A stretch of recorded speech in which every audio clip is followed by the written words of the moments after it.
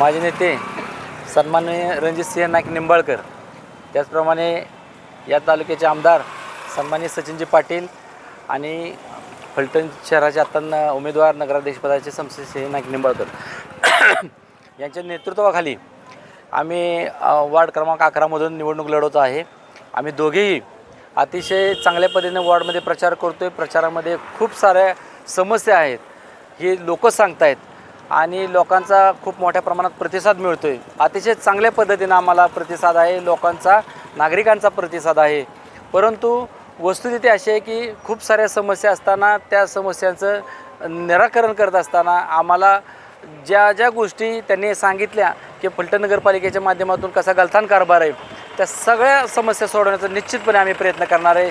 ज्या प्राथमिक समस्या आहेत, धोरणात्मक निर्णय आहेत, जे काही असतील ते सर्व या नागरिकांच्या समस्या आम्ही जाणून घेतल्या, रेकॉर्ड केल्यात। बऱ्यापैकी या 11 नंबर वॉर्डमध्ये दादांच्या आणि आमदार साहेबांच्या नेतृत्वाखाली आम्ही 11 नंबर वॉर्डमध्ये 2.25 कोटीची कामं, काही 2.25 कोटीची कामं सँक्शन करून घेतल्यात, काहीच्या वर्क ऑर्डर झाल्यात, बऱ्यापैकी काही कामं झाली आणि काही होणार आहेत।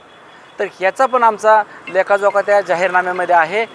दुसरी गोष्ट, जो आत्ता विरोधकांचा प्रचार चालू आहे तो अतिशय खालच्या दर्जाचा चालू आहे।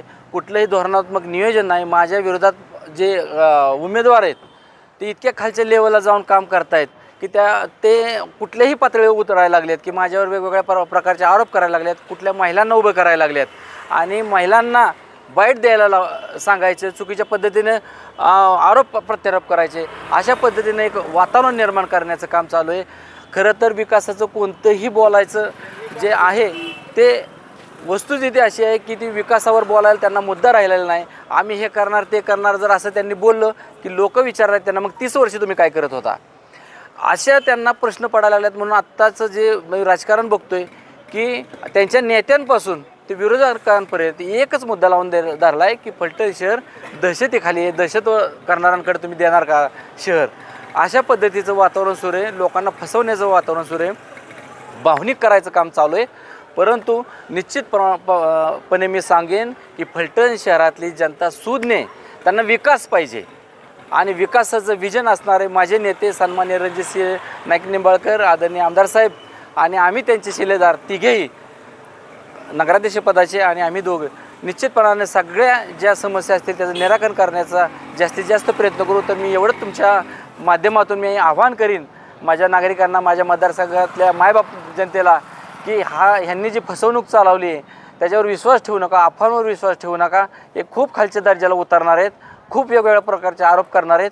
परंतु तुम्ही हे बघा परिस्थिती काय, शहराचं खेडं केलं आहे आणि अक्षरशः वेगवेगळ्या पद्धतीने त्यांच्या पायाखालची वाळू घसरली। तुम्ही आम्हाला मतदान द्या, निश्चितप्रमाणे त्या मताचं सोनं करीन, एवढंच मी आपल्याला सांगतो आणि थांबतो। धन्यवाद।